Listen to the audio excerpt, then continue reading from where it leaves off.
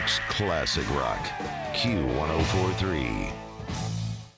Art Alexakis, founder of Everclear, with us. And, you know, when you first put that together and first recorded that, I don't know if you looked forward to the day when it would be referred to as Everclear's classic recording of Santa Monica, but that's what it is. It's classic rock. It is. I became classic rock. You became classic Nothing rock. wrong with that, man. I have brothers. I have no problem with that. Thank you, by the way, for having me on this morning, man. I'm a big fan. Absolutely. Well, thank you. I can hardly believe that you're here because you were on stage in Boston just hours ago. Give us your timeline. Did you finish the show and come here, or did you chill for a while and then drive? Like, what happened? Well, I don't drive. the bus driver drives. No, we finished the show, and then after every show, after 15 minutes or so, we towel off, and then we go out and meet with people. I don't know. I think we had a line of like about 100 people last night. Nice. You know, and just sign autographs and meet people. You know, everyone wants to take pictures and stuff. Yeah. It's nice, though. It's nice to be able, like we do a VIP. You know how the business is. Yeah. Right. No one makes money off records. It used to be, when we were coming up and you were coming up, it was like you toured to support your record. Right. And now you make a record to have something to sell when you're on tour. Right. Yeah. It's the other. It just flipped, and you know, and that wasn't just a ruthless segue into my new record, by the way. Right, which is live at the Whiskey A Go Go, and we'll get into that in just a moment. Which includes a performance of the classic Everclear Huge track Santa hit. Monica. Oh, we have a couple classics now. Yes, I know you do. I know what the word recurrent means. I'm very proud of it. I get my sound exchange. He's a radio guy here. Well, you had a radio show on Sirius XM. I've had several. Yeah. I've had several radio shows. But the point is, after all of these years, the band is on the road, and you're here tonight at the Gramercy Theater. Absolutely. And you do have a new album live at the Whiskey A Go Go. Now, the Whiskey A Go Go has such a big place in music history. Absolutely. Going, way, way back to, when you were just a kid. Or before I was born. I mean, Right. it was like a discotheque back in the late 50s, early 60s, And then by the mid-'60s, late '60s, I mean, it was the place for the great emerging artists of that particular era. Absolutely. And it continues on today. And what was it like? Well, I grew up in L.A., so I'm an L.A. boy. And strange enough, coming up, playing in bands in the late 70s, early 80s, mostly punk rock bands, new wave bands, stuff like that, never played the Whiskey. Never. In any band I've ever had. I lived in San Francisco, had a record label, had bands that played there. I had been backstage. I had been a blackout drunk backstage and got into fights and dealt drugs and had sex backstage. But I never played there until December 1st of last year. Wow. And we recorded it. Yeah, but And how it's was just- it? It was awesome. Well, technically it holds legally, I think, 475, but they stopped counting at 650. Yeah. Oh, okay. And it was, my wife was like, this is unbearable. I'm like, this is awesome. Well, just from what you described as your activities backstage, Exactly. That sounds like a material for a book. I'm working on a book right now. I got to read that. Working Wow. title, They Can't Hurt You Unless You Let Them. But are you cool with your wife reading it? No, she knows. She knows. We wouldn't have been together 19 years. She's my fourth wife, right? Uh-huh. I finally figured it out. I know. Wow. For people out there, if you don't cheat on your wife, you have a better chance of staying married. Who knew that? I didn't know. But now you do. Well, yeah, I do. I'm from Detroit. Yeah. And I learned that Art has some Detroit roots. Right. Absolutely. I have a lot of Detroit roots, yeah. Even though Greektown. when I walked out of the studio when he first arrived, I had to listen to him, in the midst of a Gloat. conversation in the hallway, gloating over Seattle's defeat of the Detroit Lions. Oh, yes. Yes. Well, we got handed to us last week from LA, and everybody thought we were going to win that. You got a great team this year. You Well, really do. Well, the Lions, I mean, after their defeat of the Chiefs, they really needed that momentum of game 2, and you came along and stopped that. yeah, in its but tracks. look how close it was. Oh, I know. Overtime, man. It was a good game. Okay, but you're from L.A. Uh-huh. You formed the band in Portland, Oregon. Yeah. So how did you end up a Seattle fan? Well, because I don't know, for some reason I was never a big, huge L.A. Ram fan, and then the Raiders came, and I wasn't a fan of that. Yeah, and that then- was weird, right? Yeah, and I lived in San Francisco, and just because I'm a huge Dodgers fan now, I'm a huge Dodgers fan, and I hated any San Francisco team. So even though I lived there for 5 years and had a record label there, I never liked the 49ers, and definitely not the Giants. I'm pretty loyal to my teams, but when I lived up there, that was the guy that Paul Allen, the guy that owned the Portland Trailblazers, Yeah. the only game in town in Microsoft, Portland. yeah. He owned the Seahawks too, and I just became a fan. And it was almost correct when you almost said a moment ago, and he also owned Seattle. pretty much. I think he pretty much owned the Space Needle. So if you own the Space Needle, you own Seattle. Yeah. Well, there was a time, I'm trying to remember exactly what year it was, that I had to go to Seattle to record some stuff for the show. Right. But it had to do with the TV show Deadliest Catch. It wasn't a musical trip. It was the TV show Deadliest Catch about the guys on the fishing boat. Right. Yeah. And my producer at the time, Grumpy Joe, considerably younger than me by decades. Yeah. And he got me up so early in the morning. We're wandering all over Seattle. He goes, "Oh, there's Sub Pop Records. There's this, that." And he looked at me and he summed it all up for me. He said, "Jim, you have to understand, this town is my generation's Liverpool." Yeah. That's what he said to make Right. me understand what it was he was feeling. For rocker people. Yeah. Yeah, absolutely. It really was. I mean, the whole term grunge, no band called themselves grunge. No.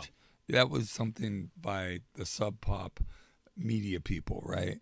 And to give as red meat to the press. But there was a swagger there in the 90s, in the early 90s, a swagger that combined, I say this to people, me and my generation and a lot of those people, men and women, grew up in the 70s with AOR radio, which you were spinning. Which means album-oriented rock. Yeah. Yeah, well, you know what I'm talking about. Well, I just want to make sure But everybody else.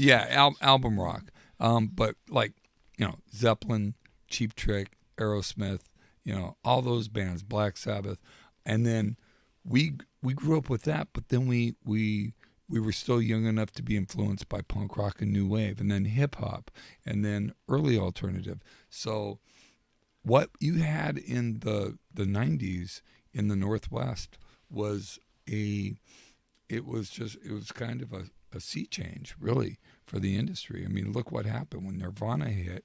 All the metal bands, the butt rock bands, went away. Just went away because they weren't doing anything that was really poignant, or and the bands coming out of Seattle and Portland and pretty much the West Coast, and then all the copycat bands, that came out of Chicago and different places. There was so much good music, and it was funny because people used to go, "So, what's alternative about Everclear?" I go, "Nothing, man. We're a rock band. That's right. I'm a rock and roll band." And the great thing I said was, I love this alternative movement, whatever you want to call it, because it's guitars on the radio. That's all I care That's about. right. Yeah. Because when I grew up in the 70s, we had guitars on the radio. Yeah. It was awesome. It is.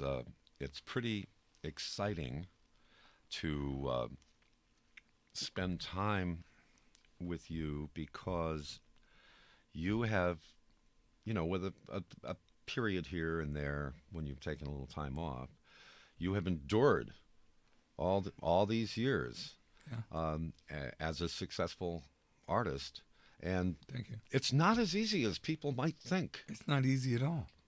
I mean, you've got to really work hard. The reason I bring that up is because going back to the beginning of our conversation, look at this work ethic. Yeah. He was on stage in Boston late last night. 11, 12, 1, whatever it was. Then did the meet and greet, and at 7:45 in the morning here in New York, because he feels you're important enough that he wants to be here for you. Absolutely. Well, and you and just be here to, like, it's part of the deal. Back in the day, we when it's funny, you were playing Santa Monica when I came in.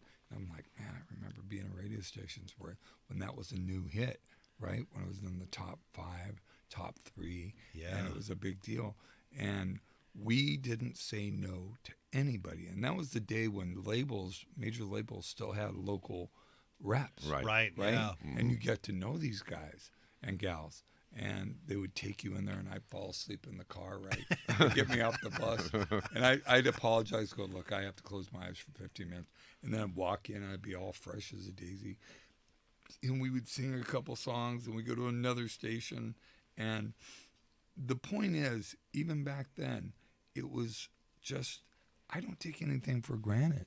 And I think if you take things for granted, you're going to lose them, and I don't do that. He just used a phrase you don't hear much anymore, fresh as a daisy, which was a great song by Emmett Rhodes. Oh, okay. In 1971. It's 8:14. Art Alexakis is with us this morning from Everclear, and we'll be right back here at Q104.3. Art Alexakis of Everclear is here with us at Q104.3, performing at the Gramercy Theater tonight. That's here in Manhattan. Some tickets are still available. And Art, you were talking about this before, this sort of music explosion in the early 90s. Everclear, Nirvana, Pearl Jam, Soundgarden, Alice in Chains, Jane's Addiction. And you played gigs with those guys. I'm sure you've got to know them over the years, too, and even back then. Did you realize that was happening then? Did you realize it was like this is like a new music explosion or something? Well, it's funny. I was living in San Francisco, and I met a girl in Portland, and we had a long-distance thing. Then she moved down, and then she got pregnant, and we got engaged, and we moved up to Portland. And that was in 92. That was about right at the time, actually late 91, that was about the time that Nirvana broke. Nirvana changed it for everybody. Yeah. Because before then, it was more of a niche kind of scene, right? An indie scene, sub pop, that kind of thing. And then after Nirvana hit, all those bands had success because of Nirvana. And a lot of them don't like to admit it, but it's true. And I was part of that second wave. We got signed in 94. And being in Portland, it was different than Seattle. It wasn't long hair. It was short hair. It had more of a, still had that heavy swagger, but it was still more punk rock. It was faster. It was harder, more melodic as well.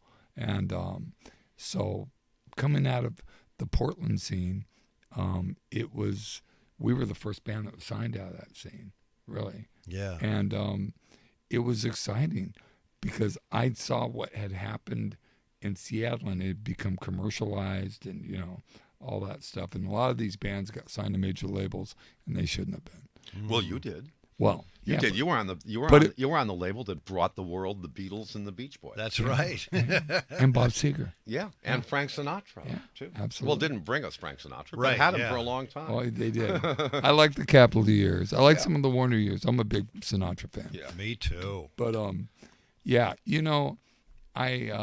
we got signed back in the day, the norm was that you would if one label made an offer, this is before the internet, right? Your manager would fax to every other label that was interested and they would fax back a better offer. And that's how it became a bidding war, right? That's right. And that went on for about 2 days when there's like 30 labels just like buzzards just sitting up on waiting, right? And then when one jumped, they all jumped. And I went to them, I sent a letter out, which really irritated my manager at the time. I go, look, I don't want huge money. I want this much money. I want this many firm records. I want mechanicals. 3/4 mechanicals. That's when they use your work, Publishing. like in motion pictures and stuff like Yeah. that. Well, and Yeah, not just that, TV also for shows, on commercials. Yeah, radio as yeah, well. yeah. Yeah. So you're, and if we hit all these increments, I wanted this and this and this, and I had all these demands, and they're like, man, this guy knows what he's talking about. That's pretty reasonable. Okay. And then I go, oh yeah, I forgot. I want total creative control, and I produce my own records, and poof, 2/3 of the labels just disappear. Well, tell us about Sing Away, because we're going to play it right now. Okay, Sing Away is a song that I wrote for my solo record back in 2019. I did a solo record where I played all the instruments. And it's a song about teenage suicide and bullyism. I have a teenager, and I have a friend that lost a kid to it. And I read about certain things that happened. So we recorded this song, and then Everclear re-recorded it, and we made a video, which my daughter is actually in the video. All right. Okay, Everclear, Q104.3. At Q104.3, and that is from Live at the Whiskey A Go-Go on Sunset Boulevard Records. Art, that was really Yeah. that was really good. And I will say it again. That is like a classic vintage Everclear new song. Yeah. Yeah. I don't have a problem with that. Neither do we. We're a rock and roll band, man. That's what we do, you know. I don't have any pretensions about that. But thank you, guys. Thanks for playing it. It was cool Sure. to hear it on the radio with the radio compression. You Yes. know? I hope people like it. Yeah, so it's a live album. 15 songs are live, but then there's 2 studio tracks, Sing Away, and then a song we did last year called Year of the Tiger. And we have a pair of tickets to see Everclear at the Gramercy Theater tonight. That you were nice enough to bring for us. Absolutely. And last chance tickets are on sale at Ticketmaster.com. So it's the Gramercy Theater. That is tonight. And it is Everclear. You can go to everclearmusic.com to learn everything you need to know. And Art, we thank you so much for taking the time to visit with us. Thank you, here at Jim. I have a last Q104.3. quick question. Okay, all right. Okay. You're playing New York City tonight at the Gramercy Theater. Do you remember the first time you played New York City? Yeah, I do. Tell us. Now, with Everclear, not with I had bands before that played. Okay. But with Everclear, it was a place called the Wetlands. Remember the Wetlands? Oh, yes. Oh, yeah. Yes. It was kind of a hippie place, but Yep. it was kind of punk rock at the same time. Yeah, Peter Shapiro, right? Exactly. Yeah. Yeah, and they fed you and they took good care of you. You had the Volkswagen bus in the middle Yeah, of the... yeah. But it was weird because it had that like young hippie thing and jam band vibe. jam band vibe, but then punk rock bands played there too. Yeah. So I thought that was pretty cool. Yeah. Okay, well, I have to say, be caller 25 at 888-872-1043 to win the tickets for the performance tonight. Call us now, and good luck. Art Alexakis of Everclear. Thank you. Yes. Thank you guys. Thanks for having me. New York's classic rock, Q1043.